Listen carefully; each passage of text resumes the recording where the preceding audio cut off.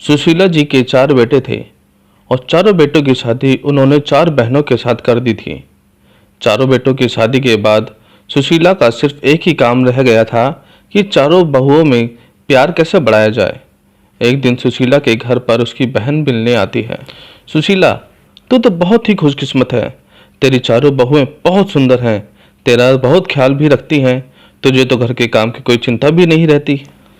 सुशीला कहती है, अरे कहाँ दीदी, मुझे तो हर समय यही चिंता रहती है कि कहीं इन चारों में लड़ाई ना हो जाए। जब भी मुझे लगता है कि इन चारों में बहस होने वाली है तो मैं बात को संभाल लेती हूँ। सुशीला की बहन, ये बात तो सच है सुशीला। दुनिया सोचती है कि बहुएं आ जाने से घर में खुशियां आ जाती हैं, लेकिन यह भी सच है कि घर में बहुएं आ जाने से सास की जिम्मेदारी भी बढ़ जाती है। हर समय बस यही सोचते रहते हैं कि लड़ाई ना हो जाए। ये दोनों बात कर ही रही थी कि अचानक रोमा और मीनू के लड़ने की आवाज़ आ गई। रोमा, मैंने एक बार पोछा लगा दिया है तो मैं दोबारा पोछा नहीं लगाऊंगी। मीनू, दोबारा पोछा तो लगाना ही पड़ेगा। तुमने इतना गंदा पोछा लगाया है, लग ही नहीं रहा कि घर में सफाई हुई है। बहू में इस तरह की लड़ाई देखकर सुशीला की बहन घबरा गई और सुशीला को समझाने लगी, तेरी बहुएं काम कम करती हैं और लड़ती ज़्यादा हैं। सुशीला, तुझे इनकी लड़ाई बंद करने के लिए कोई न कोई रास्ता तो निकालना ही पड़ेगा। यह कहकर सुशीला की बहन वहां से चली गई। अब सुशीला दिन रात यही सोचती रहती थी कि इन बहुओं का आपस में प्यार कैसे बढ़ाया जाए। इसीलिए सुशीला ने अपनी सारी बहुओं को इकट्ठा किया और कहा, सब ये बता दो कि चाहते क्या हो। रोमा, माँ जी आप हमें अलग अलग घर दे दो।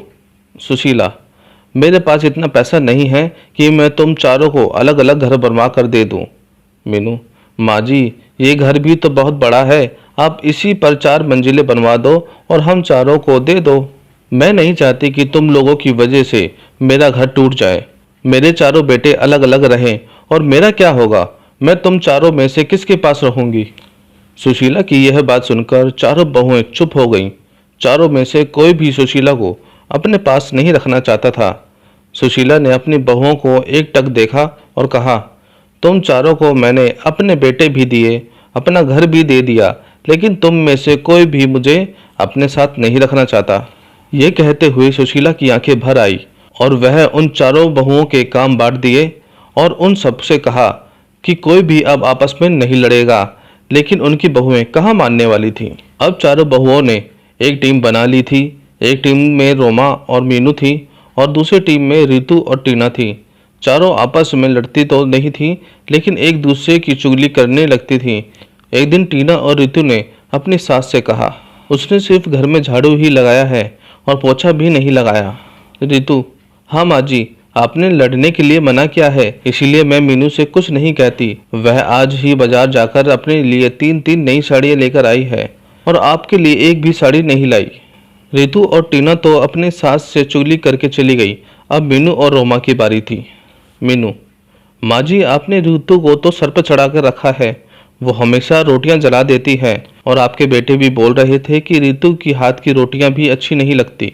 रोमा, हाँ माँ जी, कल टीना ने सबके कपड़े धोए पर मेरे नहीं धोए। मैं खाना बनाती हूँ तो सभी के लिए बनाती हूँ ना। मैं किसी दिन उसके लिए खाना ना बनाऊँ तो उसे कैसा लगेगा? सुशीला सारे बहुओं की बातें सुनती और सर पकड़कर बैठ जाती। इसी तरह दिन बीत रहे थे।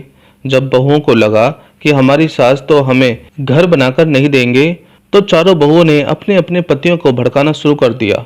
जैसे ही उनके पति काम से आते, वैसे ही चारों बहुएं चुगली करने लग जाती।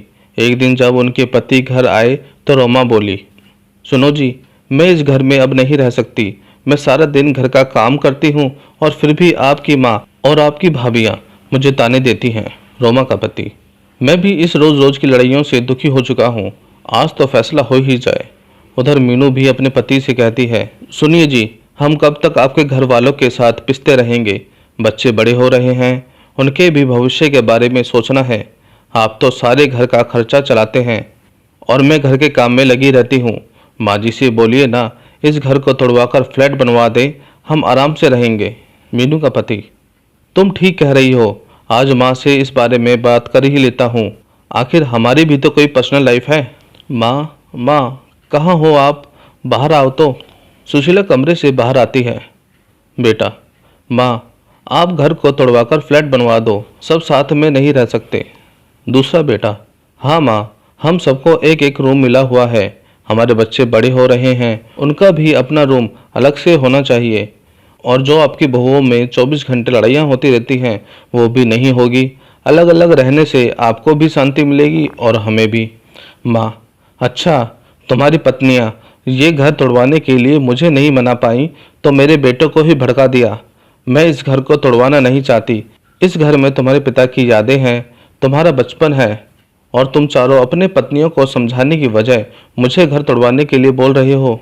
सुशीला ने अपने बेटे और बहुओं को बहुत समझाया, लेकिन कोई भी राजी नहीं हुआ और मजबूरी में सुशीला को अपना घर तोड़वाना पड़ा। जैसे जैसे हथौड़ा घर की दीवारों पर चोट कर रहा था, सुशीला को वो चोट अपने दिल पर महसूस हो रही थी। अब कुछ दिनों बाद उस घर की जगह एक आलीशान बिल्डिंग खड़ी हो गई थी। सुशीला अपने चारों बेटों और बहुओं को बुलाया और कहा, तुम चारों के फ्लैट बनकर तैयार हो गए हैं। अब तुम सब आराम से रह सकते हो। तुम अपने अपने परिवार के साथ खुश रहोगे, लेकिन मेरा परिवार तो तुम सब हो। तुम्हें अलग अलग जाता देखकर मुझे कितना दुख हो रहा है, कैसे बताऊं बेटा। माँ, आप कहाँ रहेंगी? मतलब हम में से किसके साथ रहेंगी? सुशीला, तू मेरी फिक्र मत कर। तुम्हारी बूढ़ी माँ किसी पर भी बोझ नहीं बनेगी। पेंशन तो आती है ना मेरे पास, उससे मेरा गुजारा हो जाएगा। तुम चारों एक एक फ्लैट में रह लोगे तो यह नीचे का हिस्सा जो बचा है इसमें मैं रह लूंगी। चारों बेटे अपनी अपनी पत्नी और बच्चों को लेकर चले गए और आराम से रहने लगे। सुशीला पूरे दिन यही रहती और यही सोचती, मेरी बहुओं ने मुझसे मेरे चारों बेटे ही छीन लिए और चारों में से कोई भी मेरे पास नहीं आता। लेकिन सभी दिन एक जैसे नहीं रहते। कल मेरी जगह मेरी बहुएं भी होंगी, तब देखती हूँ।